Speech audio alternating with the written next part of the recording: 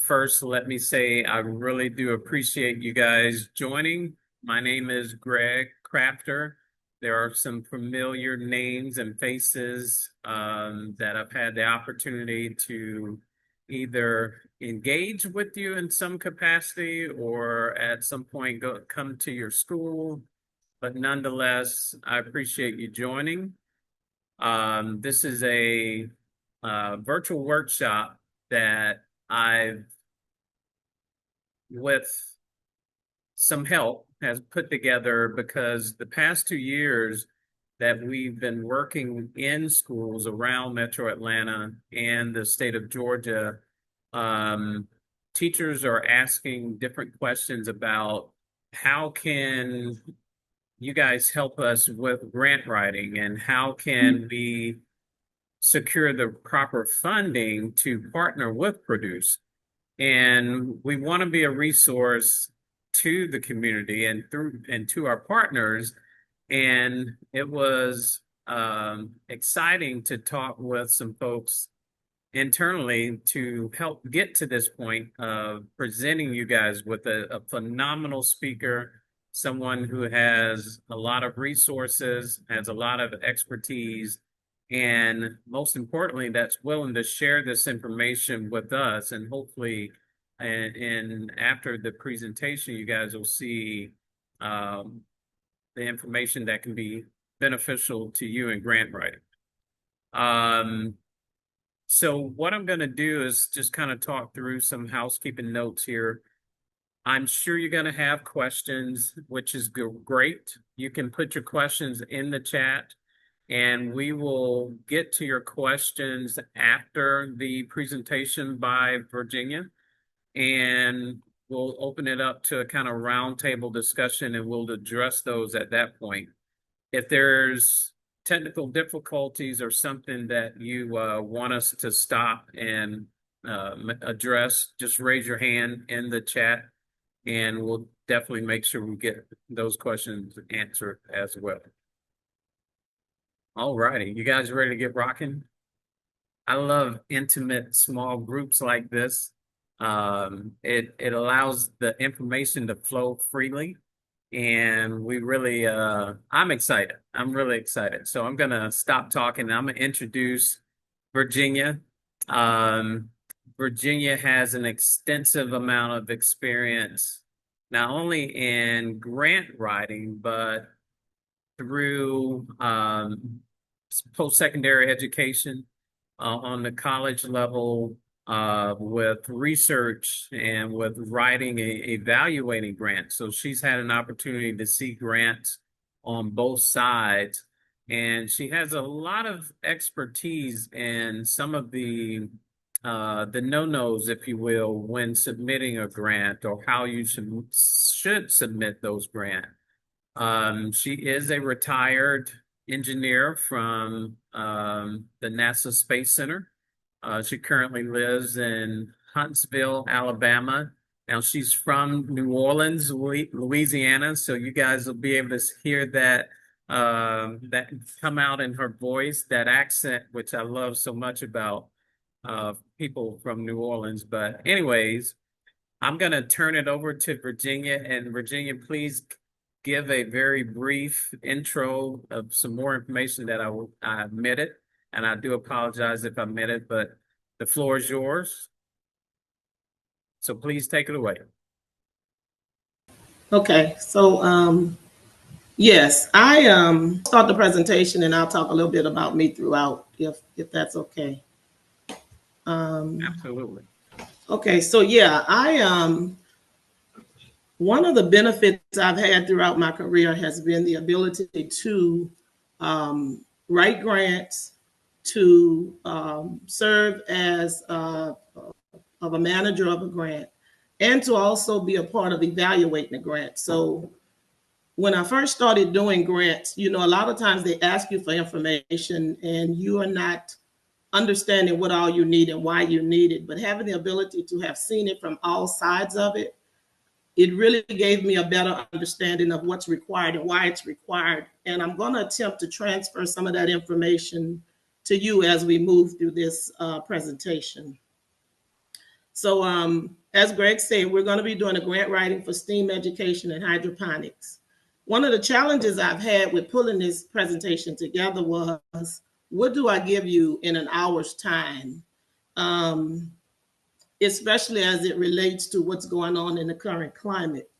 What I'm going to tell you is that there's a lot we don't know about what's going on now in terms of what's going on with opportunities, even with the actual writing of grant. But for me, I think it's an ideal time if you're interested in obtaining grants, especially as it relates to hydroponics. It's an ideal time for you to start working on that and getting those thoughts together and those ideas together, so that when the floodgates open, you're ready to go. You don't have to wait to pull all that data together. So I'm going to move on to the next slide. I don't know if I'm doing that right. Okay. So what exactly is grant writing? Grant writing is the structured process of preparing and submitting a proposal to request resources for a project or for a program. So one of the things that I've noticed when talking to people about grant writing is that a lot of people avoid doing grants. And there's many reasons they avoid doing grants. Some people, it's because they're not good writers, or they don't think they're good writers. And so, a lot of people who don't believe in their writing abilities, they hesitate to take on tasks that requires to do a lot of writing. Then you have people who don't feel like they have the experience and they don't know where to get that experience or to get the information to help them get that experience. Sometimes you have to pay for grant writing workshops. I know I used to work with an organization and we would have grant writing workshops that were like a 2 to 3 day ordeal, because we'd really get down into the details of what's expected in order to be able to do a grant. And then sometimes you have people who, out of fear of what they've heard other people say grant writing is about, so they have a lot of negative input from a lot of sources of people who've probably written grants and hadn't been funded for whatever reason. And then you have people who don't really believe in their own ideas. I have this idea, but I just don't know if that's gonna get me anywhere. So what I'm gonna say to you is that grant writing it provides a great opportunity to expand your skill set, as well as get resources to add value to your classroom. And with today's technology, with AI, and with all the help that you can get out on YouTube, on the internet, a lot of the information I'm going to give you, you probably can find somewhere else. But I'm going to attempt to pull it to you right here, so that when you pull up this presentation at any other time, you'll have the information you need to get on the right track of writing a grant. Even in the writing skills, even while pulling this together, my daughter and we did some things with ChatGPT just to see what it would say about some of the stuff that I came up with in the process. So you will find that you have a lot of things available to you that should make grant writing a whole lot more reachable than it was in the past. The other thing I'm going to share with you is that you have all different kinds of grants, but the larger the grant, the more details you need, the more complex it's going to be. And in those settings, that's the reason you have grant teams. So a lot of times people hear that, it took a team of people to write a grant. Why do I think I can do it by myself? Well, you can. That team of people wrote grants for millions and billions of dollars, which is a whole different mindset. So I just want you to keep that in mind as we move through the process. So now what I'm going to do is I'm going to try to give you a little bit more in deconstructing grant writing. I want you to know there is an art to grant writing. It's a very structured process, and they tell you what they want, where to put it, and how they want it. So there's not a lot of questions about where does this go or what do they want here. They give you specific instructions of what they want. But the thing that it requires when you're doing a grant is you have to be persistent. You have to, sometimes you won't get funded the first time you do a grant, but if you persist, you will get funded. It takes a level of commitment for you to find an idea that you're passionate about, commit to that idea, and persist. A lot of times you'll get feedback on why you may not have been funded or what may have been the reason, and just take that feedback and fold it into what you're doing. Grants are very competitive. Some more than others. You just never know until you submit. Well, how many people are going to submit. How much money they have to give. So they are very competitive, but it's no different than you looking for a job. You find a job, you scrolling through, you find one you like, you apply for it, you qualify for it, you've put your best foot and they hire somebody else. Well, it's the same thing with grants. But you need to also think about the fact, you got to ask yourself whether your grant is relevant to the current times. Am I approaching this from a standpoint to make somebody want to fund me? You also can understand that grants are collaborative. A lot of times they love to see you doing collaboration with other schools, sometimes with universities, other teachers, private agents, industries, hydroponics, for instance. Usually they are very open to you reaching out in the community and doing some collaborative things, because a lot of what they want to do is to serve the community. They want to put their money in places to serve the community. And then it's about timing. As I said earlier, currently the climate, the timing, there's a lot of uncertainty in the whole structure of the granting and awarding of resources and how to spend it. That will settle. That's not an issue. That will settle, but still timing is everything. So you may have a grant that you write and it's ready to go and there's nowhere to shop it. So that's the reason why it's a good time now to start putting your ideas on paper, so that when the time comes, or when you find something, you may later I'm going to talk about looking and finding grants, but you may look for something and find something and realize you missed the deadline. The deadline may have been July 22nd. Well, that grant usually comes back around the following year. If it's a good fit, then it's a good target for the following year. So those are just some things I want you to keep in mind, that there is an art to grant writing. The first part of it is your mindset and your commitment to how you want to move forward into writing grants, because it's a lot of time and effort to put into something that you really don't want to do. Or sometimes you're doing it, you might recognize a need and you think that it may be simple to just go ahead on and write the grant and get it. And then you put all that time, but you don't really feel it. So I just want you to understand that. Make sure what you're doing is something you feel is necessary, not just for you, for your students, for the community, and for the people you're partnering with as it relates to doing grants. Okay, so now I'm going to talk to you about the key steps in writing a grant. I've come up with five key steps that I think are important as you move in writing a grant. Now, some places they may make it 7 steps. It just depends upon how you organize it. But the 5 steps here we're going to talk about, the first 3 are what I call homework. It's the things you do up front. You develop your project idea, you identify potential funding sources, and you research the requirements of those funding sources. I'm going to talk to you a little bit more about that as we move forward, and then later go into the writing and organizing of it, and then the submitting according to the guidelines. So developing your project idea.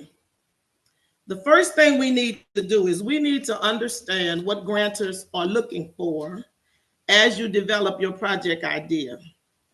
And I can tell you, they're looking for innovation. They're looking for impact. They're looking for connectability or growth. They're looking for sustainability. They're looking for collaboration. and they're looking for relevance. Um, Connectability, I said our growth is really more about how does your grant connect with the outside world, and can it grow into something else? And sustainability, when you talk about sustainability, they're talking about, if I fund you year one, year two, do you have the ability to keep this going without my funding?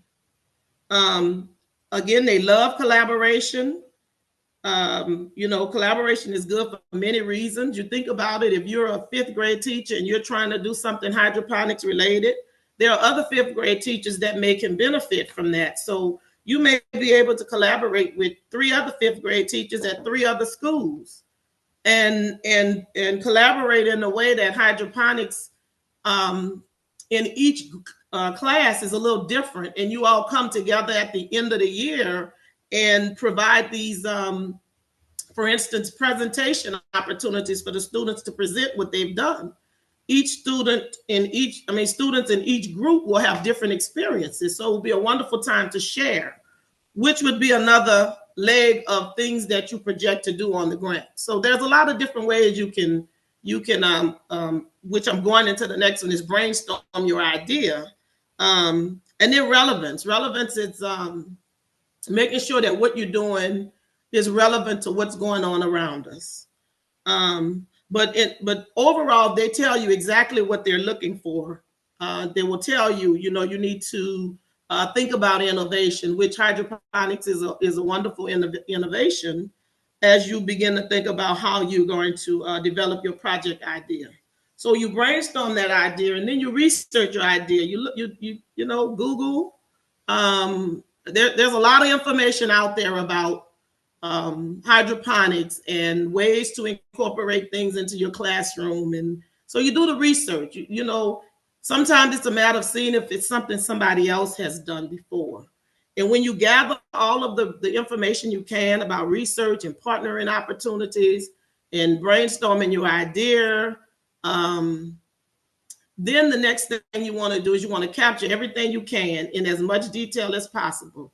Now, at this step, it isn't really necessary for you to have a format necessarily. This is just your brain doing the work. But you want to capture as much as you can to every level that you can in your mind. Because when you get to writing the grant, it's going to take all of that and it's going to force you to synthesize it in the place that it needs that information. Okay, so now I'm going to talk a little bit about the possible funding sources and requirements. How do you find those? Well, one of the things you can do is an internet search. A lot of people search the internet and they find a lot of public grants, and it's a lot of information out there. It's a lot. But people kind of overlook those private organizations that are willing to provide funding for things as it relates to education, especially in STEM. That is an area that is not tapped as often, but that money is available, and usually, in my experience, easier to get. You have to jump through less hoops as you do in public funding. But still, both provide great opportunities. I think the public funding connects you to more sources, but the private funding may be a little bit more easier to navigate. And then sometimes you can get funding through word of mouth. Your colleagues, if you have conversation with other STEM professionals, when you go to conferences and you talk to other teachers, just anybody who's interested in education, anybody who's interested in STEM, a lot of times you'll find out that the information is right there. You'll be surprised the number of opportunities I had, just a matter of a conversation. My kids tell me all the time, I don't meet strangers. You talk to everybody you know. And a lot of times that's where I find my next gem. So, get out there and have those conversations, and don't be afraid of somebody stealing your ideas, because the more people you talk to, the more you tap into, the more you realize people have information that you didn't even know, that they didn't even know would be available to you.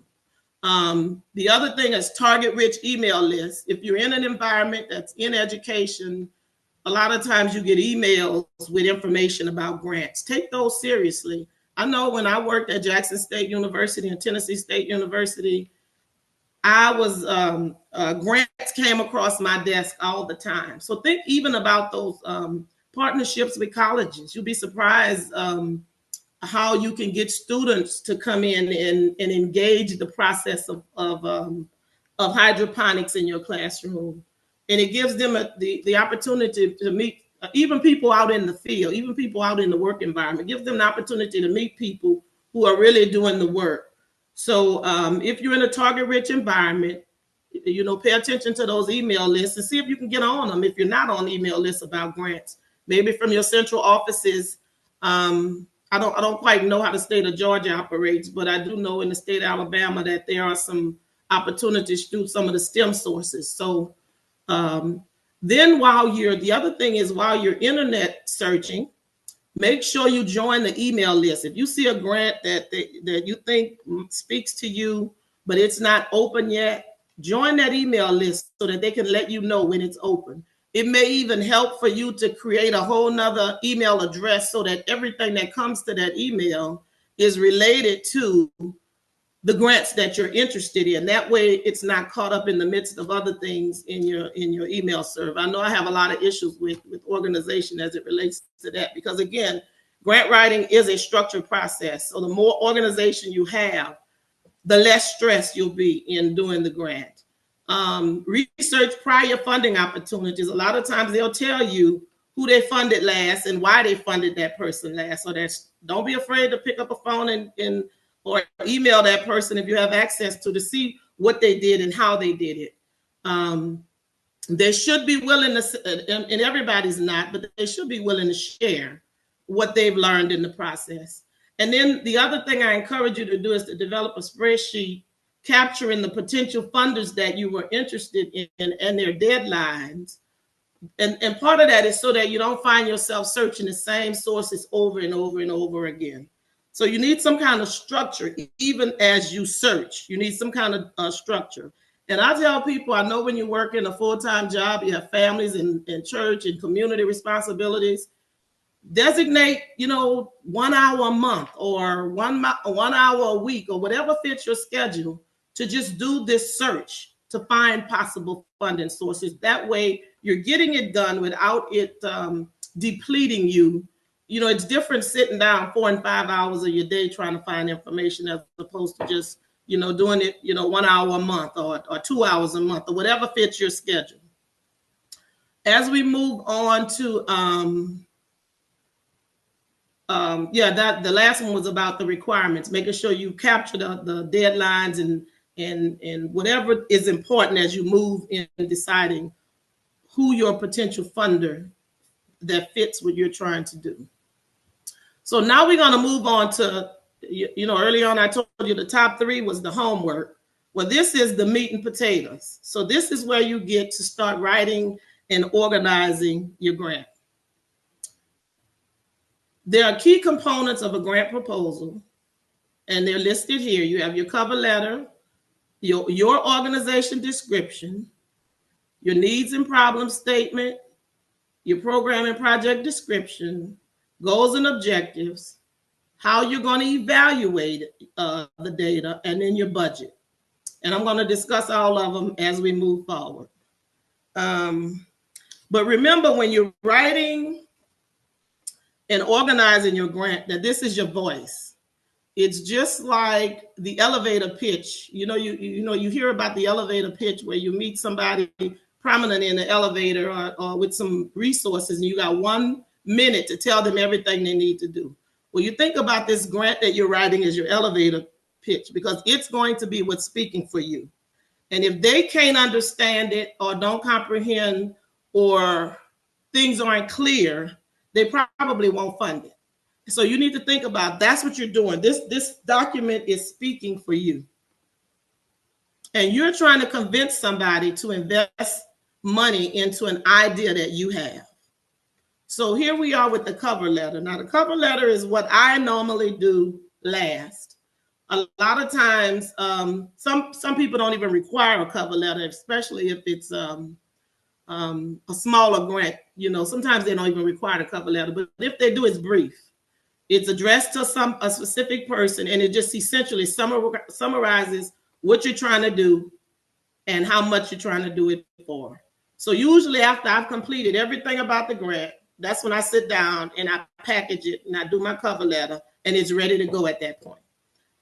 The next thing you need is to do an organization description. This is another part that you should already have this part done, or you can do this even before.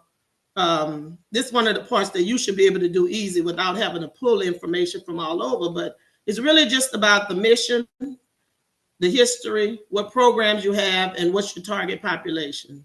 And that information is generally there, especially if you're at a school or you're an educator. It's on your website, a nonprofit. You know, all of that information is available to you. It's just pulling it together in a concise way to provide to the grantor for your organization description. And they may tell you in 200 words or less, or they may give you some kind of boundaries for what they want. But that part doesn't really require a whole lot of extra reach. So now we're going to move over to, so cover letter is 1, organization description is 2. The third one is your needs and problem statement.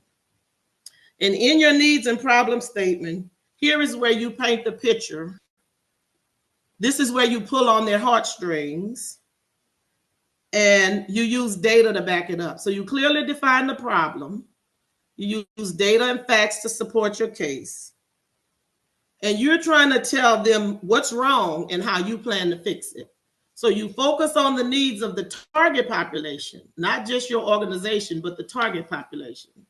And you identify the consequences of inaction in your community. So essentially you say, look, if we don't do this, then this is going to happen. So this is your needs and problem statement. Clearly define your problem. Use data and facts to support it. Focus on the needs of that population and identify consequences should you fail to act. So here I'm going to give you an example of a needs and problem statement that myself and my daughter sat along with the help of ChatGPT, or one of the AI services. Anyway, and for me, using artificial intelligence is new. So it helped me to understand what really is out there available. So here we clearly defined a problem related to hydroponics. And we talk about the problem. In our urban community, many families. Mm-hmm. Okay.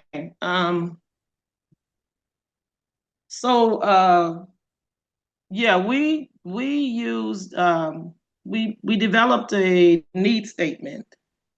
And here you have the need statement. In our urban community, many families. So here we clearly define the problem. In our urban community, many families face limited access to fresh, healthy, and affordable food, which is a condition widely recognized as living in a food desert. Food deserts contribute to poor nutritional outcomes, hinder healthy development in youth, and reinforce cycles of health inequity. At Get Healthy Middle School, this issue is especially urgent. So here is where we define the problem. In this next one, we use data to back up the case, supporting evidence. And I guess, I can just give you a few minutes to read it. According to the USDA, over 19 million people in the US live in food deserts, where grocery stores are more than a mile away in urban areas and transportation is often a barrier. In our school community, over 90% of 8th graders live in households without access to outdoor space for gardening. Most rely on corner stores and convenience shops for daily food that often lacks fresh produce. Research shows that students who grow their own food are more likely to eat fruits and vegetables and develop lasting healthy eating habits. So this is the data that supports the problem that you defined. Here we focus on the needs of that target population. And then in the next slide, so without an innovative indoor solution like hydroponics, our students will continue to face barriers essentially. So this is just an example of, thank you, okay. This is just an example of a typical needs statement that would be necessary when you're developing a needs statement for writing a grant. Now this can be, there's so many different ways you can do this, especially as it relates to hydroponics, but this is just one idea that we focused on to try to see if we could develop a needs statement to show you the different pieces of that statement that's important. Okay, so the next section is the program and project description, which you would describe in detail what you will do. You remember if I talked about earlier about how you get all your information and you develop your idea and all that earlier. So now here in detail, you'll take that information and you'll answer the questions. What will you do and who will you serve? And how does your project match the funders' requirements? Where and when will this happen? And why is your organization the best fit? And then you explain how the project addresses the identified need from your needs statement.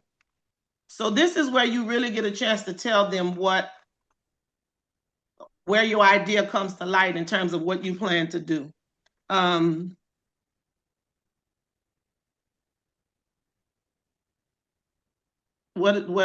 your organization is the best fit. You're in an environment that's STEAM rich. So this is where you really get a chance to speak for yourself. Next, we have goals, objectives, and evaluations. And this is another area that people get caught up in when it's time to do this section of the grant. So your goals are broad outcomes you hope to achieve. They're just the big picture. But then when you dwindle it down to the objectives are a little bit more specific. They're specific, they're smart. We use, the SMART too, but they're specific, they're measurable, they're realistically achievable, they're relevant to what we're trying to do, and they have a time period that we're trying to do it in. And they support the broader goal that you're, in support of the broader goal that you've identified. And then you're going to measure that success and report out those outcomes. So how do I get the data I need that supports what I said I was going to do as it relates to this broader vision? So I decided to go on and make an attempt at doing a goal and a couple of objectives, just so you can get an idea of the difference in the two, because a lot of people get caught up between the goals and objectives. So the whole goal of this is to integrate hydroponics into an educational curriculum as a means of enhancing STEM learning outcomes. So a specific objective is to engage 200 sixth grade students in practical lessons in food production and nutrition for the 2025-2026 school year to improve STEM engagement outcomes. The objective could be to engage 50 ninth grade students in hydroponics, system design, optimization, and utilization projects for the 2025-26 school year to improve critical thinking skills. So here you have, it's specific what you're trying to do. You can measure through your evaluation process how, the improvement that it does on STEM engagement outcomes. It's time specific and it's relevant. So these are just getting you to thinking about the goal versus the objectives. We could have 10 objectives, to one goal if that's the way you set up the grant. But the goals and the objectives and evaluation, they all marry one another. So now we're moving to the area of budget. And budget is you just provide a detailed line item budget. And in that, you provide a narrative for each. You have to, you do a narrative for each thing in that budget that you're asking them to fund. the narrative is centrally explaining what it is and what you plan to use that for. Sometimes why it's needed, but it gives them an idea of how your budget items fit into your program and project description that you gave them earlier. You show how the funds will be used efficiently. And then in terms of attachments, any requested documentation, this is where you attach it to the back of the grant. They may just want something as simple as a letter from a collaborator, a non-profit collaborator, or a letter from the university saying that they're supporting the school in this endeavor. But whatever they ask for in the attachment of documentation, this is where you attach it to the end of the grant. So this next screen, I attempted to create a visual so you can get to see what the grant proposal looks like and what section answers what question. The only thing I can say to you about this thing is that, about this diagram, is that the pieces of the pie are not equal, even though it's showing you that it's equal. That does not mean that it's equal in terms of its size, because usually your organization description section is smaller than, say, your goals, objectives, and project description. But for the purposes of just giving you a visual, all is included in the grant proposal. And in the future, should I use this presentation again, I'm gonna get a picture that kind of does a little bit better at sizing up how they look in relative to one another. And again, that still depends upon the grant, the funder, and what they require. So now it's time to submit your proposal. And what I will tell you is that for me, it helps to submit your proposal in more than one place. Even, so if you find 3 places that fit, submit to 3 places. I will tell you that if you don't get funded, to resubmit in the next cycle, making whatever provisions you need to make as it relates to feedback and collaborators and numbers of students or opportunities. I still want you to understand that there are great ideas that still don't get funded. Sometimes it's just not the time for that particular idea. And other times it's other things, but there are people who have great ideas that can't get funding when they first submit and choose not to resubmit. And a lot of times you'll find out that if they had a resubmit, they probably would have gotten funded. And you have to understand in the process is not personal. Again, it's similar to just like applying for a job. Sometimes it's even in spaces, sometimes it's who you know, even in those spaces. So, for me, it's more about encouraging not to get discouraged. But before you submit your proposal, you need to ask yourself, is your project a fit to what the funder is requiring? Because you really don't want to spend a lot of time submitting to a funder that this doesn't fit what they say they wanted to do. That's a waste of your time. Did you follow all the instructions and formatting guidelines? Did you use clear, concise, and persuasive language? And did you use some of the key terminology that they used when they told you what they wanted in this grant? And one of my things that I like to do is I like to ask a colleague that I trust to proofread. Because what tends to happen is if it's a colleague, especially if it's one that has no idea about hydroponics or about what you do in STEM, they'll be able to see, because they won't be able to understand it, what thoughts are not clear. So that's a good space for you to find errors and omissions and unclear thoughts, because a lot of times when we're close to something, we don't do as good a job as making other people understand what it is we need and want. So these are some suggestions I have for as you move forward in submitting your proposal, which is the step 5. Here's a list of common reasons grants are denied, and I kind of hinted to some of these as I was telling you how to develop it. When you don't follow instructions or the guidelines, they don't fund it. A lot of times they don't even look at it to fund it.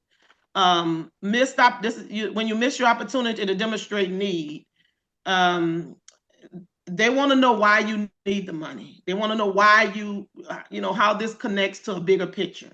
Because grants are used to fund those gaps, especially in the educational spaces, those gaps of things that really would benefit the educational environment, but nobody in these structured spaces are paying attention to.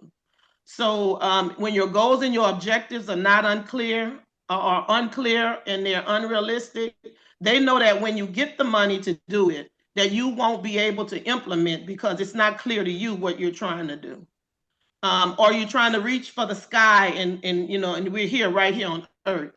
A lot of times the budget don't support the program description. Some people tend to think that if they lowball, no, lowball shows that you don't have a clear idea of your goals and objectives and objectives.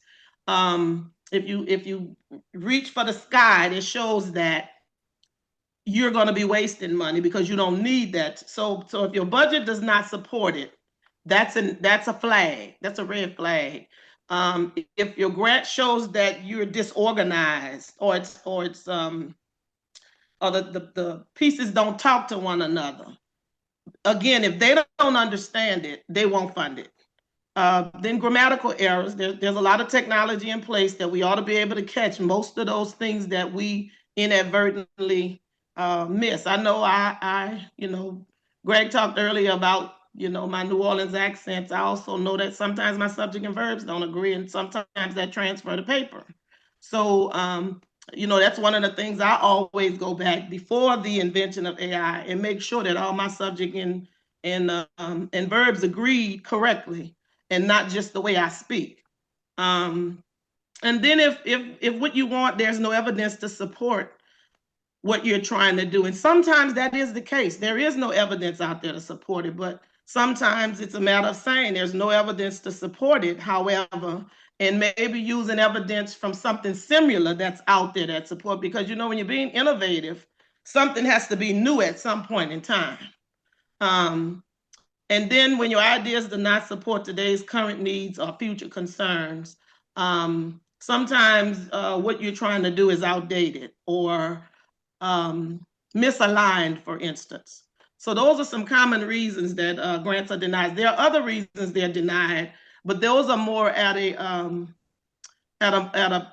preferential level. You know, when we do grants, sometimes it's one person that's looking at these grants and deciding funding, and then sometimes there are panels of people who are looking at them and deciding the funding. So again, it's not personal. But what I will tell you is that the more you do this, the better you get at it. So success comes from preparation, research, and clear communication. And then practice and feedback improves your proposal over time. So if you're one of those professionals, teachers, instructors who really is passionate about giving your students outside opportunities, bringing different things into the classrooms, then grant writing can be your friend. But you really do have to prepare yourself, do the research, and you will get better in time. And that leaves rooms for, I think my next thing is questions.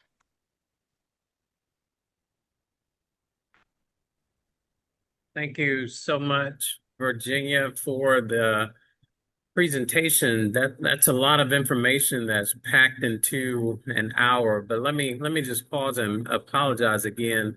I don't know the interruption that was made by Zoom, but nonetheless, it's going to be recorded and shared with everyone. I do have a question for you. As I was listening, um, there's two different things that I picked up on. So a lot of time teachers, they will come to us and ask for resources of grants that have already been written for agriculture or sometimes very specific to gardening and hydroponics. But you're saying, in addition to that, you can write your own grant and find a source to submit it to?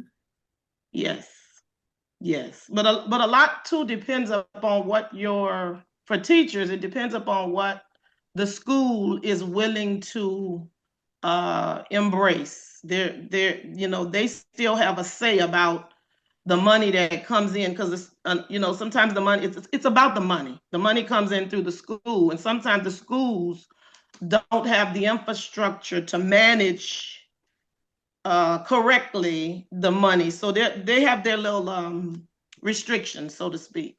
So Okay. in those cases, it's sometimes better for the money to come in through nonprofits or outside sources, and they offer the school the money to do whatever it is that the teacher wanted to do. So it just depends. It just Okay. depends.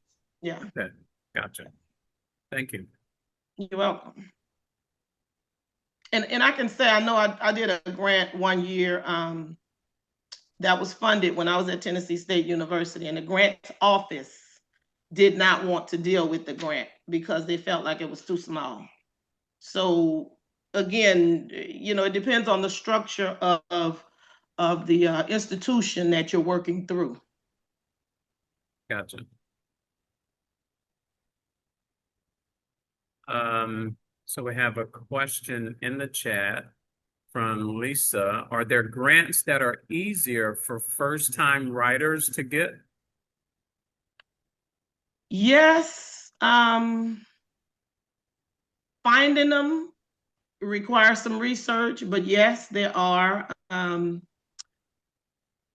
a lot of those are the ones that I talked about that are private, like and I'll say this, in people like Kroger's or Toyota, or I saw one from Toshiba. Usually they don't really care a whole lot about whether you've written a grant or not. They just really want to know what you're trying to do with the resources. Um, I don't even think they care as much about it being first time people, but I think those are the ones that are better for people when they first step out there, because they're not as strict and they don't have all these restrictions and guidelines, so to speak. And also for first time people, the smaller grants, it's you tend to be able to get the smaller ones than the larger ones for first, because a lot of times with the larger grants, they want past performance. They want to see the work you've already done in that area before they give you, say $400,000 and $500,000, so to speak. But yeah, for the smaller ones, it doesn't matter whether you've had grant experience or not, because you got to start somewhere. But the private Gotcha. ones, I think, do a better job at getting first time people funded. Gotcha. I have a question for the teachers and the educators that are on. Are there any of you that have experience writing grants or have submitted grants that have been successful that you can share, or those that haven't been successful that you can point to why that wasn't a successful grant that was written? Wanted to open that up to the participants that are on.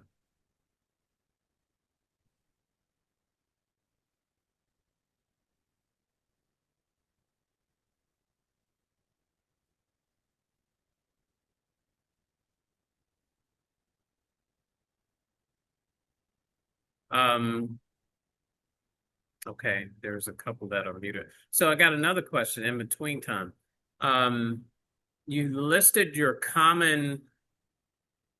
the most common things that will restrict your grant from being approved.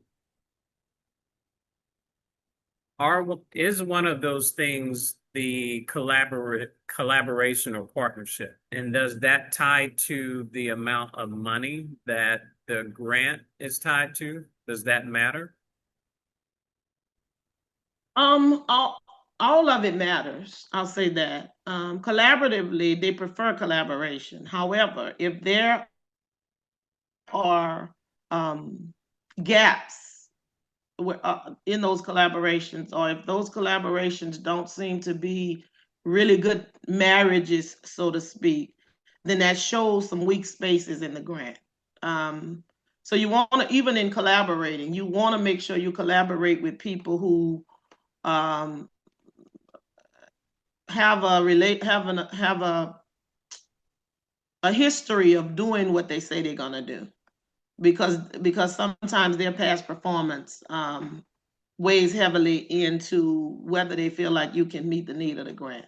So, we go out and we collaborate with people because they say they do A and they say they do B, but that don't mean that they have a good reputation for doing A and B. And we know we've put forth a good grant, but they're not going to tell you that we didn't fund you because your partner is quote unquote bogus.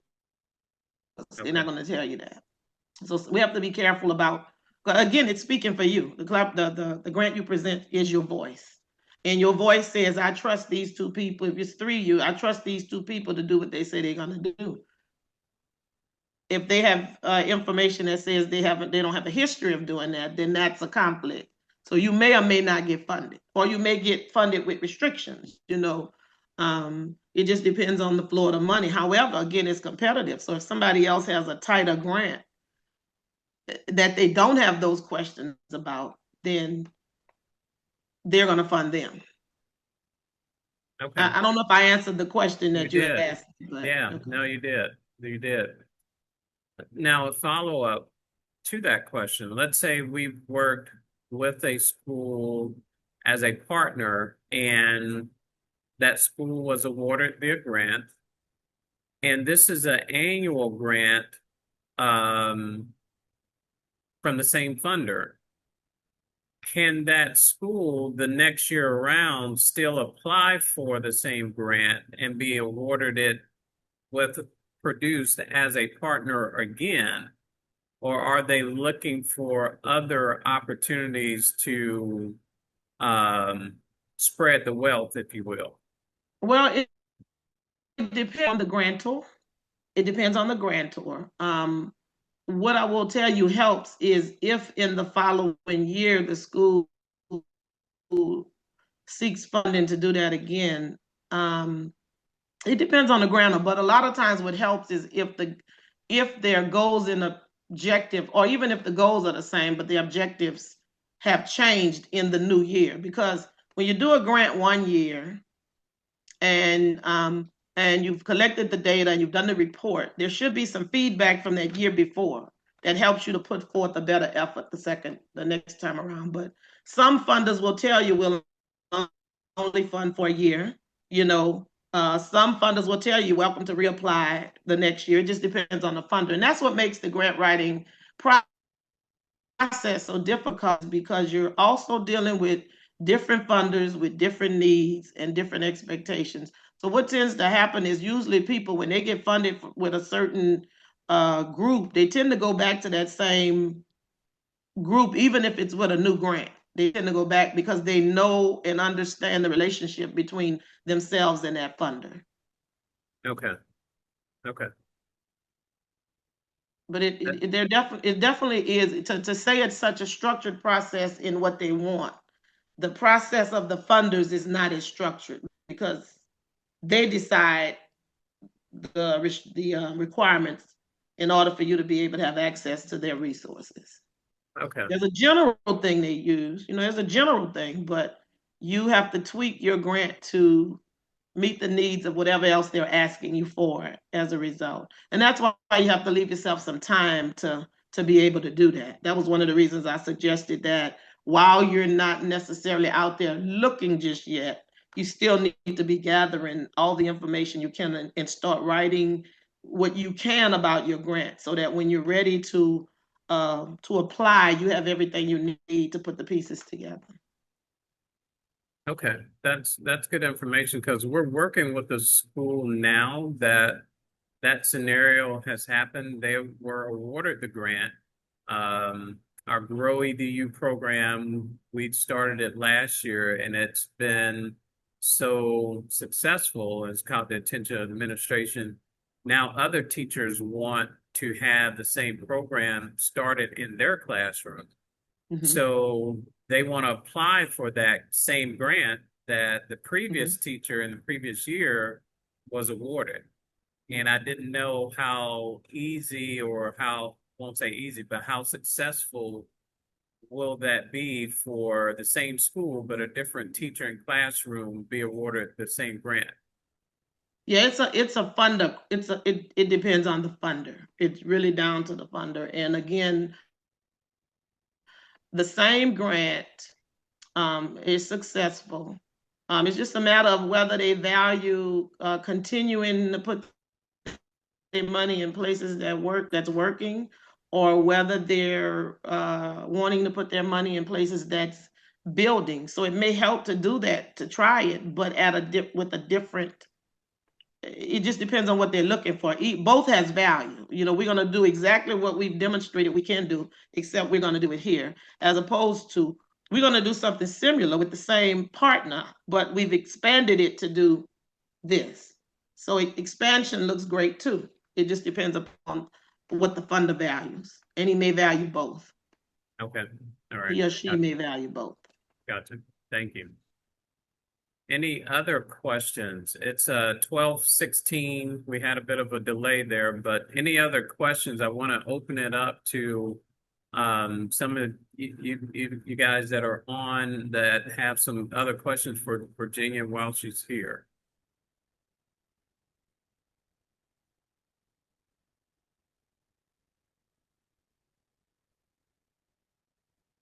Hi, I'm Jacqueline Lee. I'm here in Bibb County, Macon, Georgia. I love your accent. I was in Houston, Texas for a while, so I had quite a few friends who were from Louisiana, New Orleans, Nolans.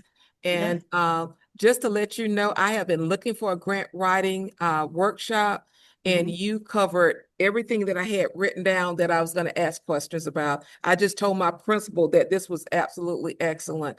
And I'm one of the people who's looking for a grant so that I can bring out Mr. Crafter to our school here in Macon so that our kids can do the aquaponics, hydroponics, because they're going to do it in comparing, because we have a raised bed. So we wanted to do something where the kids could see traditional farming compared to non-traditional. So I'll definitely be taking everything that you gave me today and looking and researching for any type of funding to help with this particular proposal problem that I'm trying to get funding for. So I just want to say thank you. Yes, were you going to say something? Yeah, you're welcome. I was just talking to my daughter the other day about that being a good concept to propose as a grant. We just had this conversation yesterday. Yeah, so that's a good idea. That's a great idea. Yeah. If you get it developed and find the right place to shop it, then I have no doubt that you'll get it funded. Thank you. I appreciate that.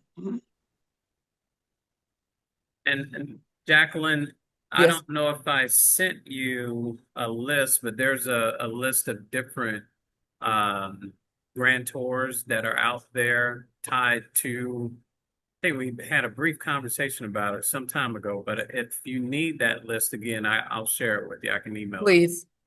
Okay. Thank you. And you can share it with me too, Greg, because I did the list that you sent me. I did randomly go through to try to see what I saw that stood out to me. I know there was one that I saw with the Georgia's Teacher Initiative. I saw a lot of different teachers talk about grants that they had funded through the Georgia Teachers Initiative. And then there was one I saw that looked interesting, the wholekidsfoundation.org. I didn't get through all of them, but those were two that I did make a mental note to write down.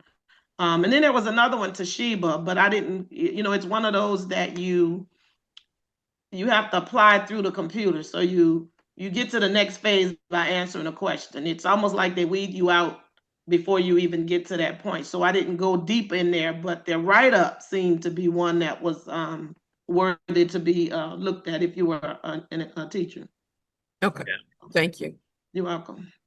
Yeah, Whole Kids is a popular one. There's some others like Whole Kids Foundation that are pretty popular that we've worked with other teachers in schools to get that funding. Yes, yeah. If you send me that list, though, I'll weed through it some more and just try to pop some out. Sometimes when I'm watching TV and I'm listening more than watching, I can do some things. So. Any other questions? You've got a question in the chat. I've got a comment here from Lisa. Many PTAs support teachers by funding programs and resources. Do you offer a consulting service that may help the teachers with a grant writing? I do not. However, I was talking to Greg just before this presentation about the possibility of trying to see what services I may be able to do, especially for those who are interested in partnering with hydroponics. I may be able to see what I can do to help with that, but that requires further conversation. So, If I and may share a little bit more of that conversation, you Virginia. can, So, you folks, can. Virginia is happily retired and she travels the world and is living her best life.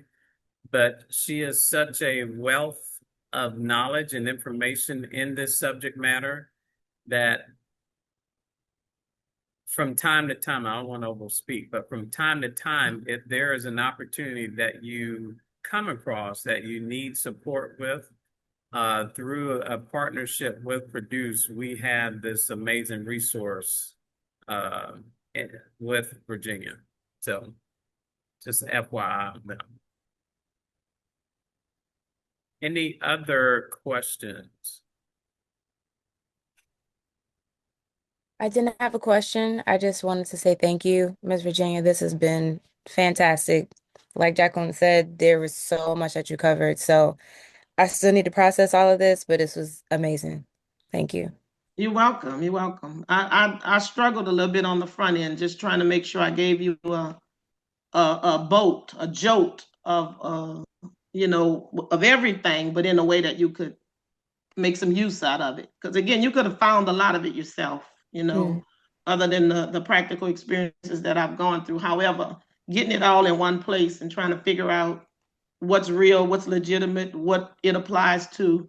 I just tried to make sure I gave you a good synopsis of what to expect even as you go through the process. Honestly, that was very helpful. I think what was most helpful is you kind of instilling some confidence in us as writers, Yes, because the process is what you're saying. You can go find this information anywhere. It's you got to have a little bit of confidence and audacity to do this, and here's how you do that while you. So I thought that's what I got from it. exactly. Yeah, appreciate it. All right, folks, it's 12:23. We are so thankful to you, Virginia, for taking the time to share this information with. I know it's a lot. We will email you all the recording and post the recording. If there's any additional questions that you might have, just simply send us an email. We will definitely get to those. That's part of the reason why we do this, and this won't be the first, I'm sorry, it won't be the last time that we do it.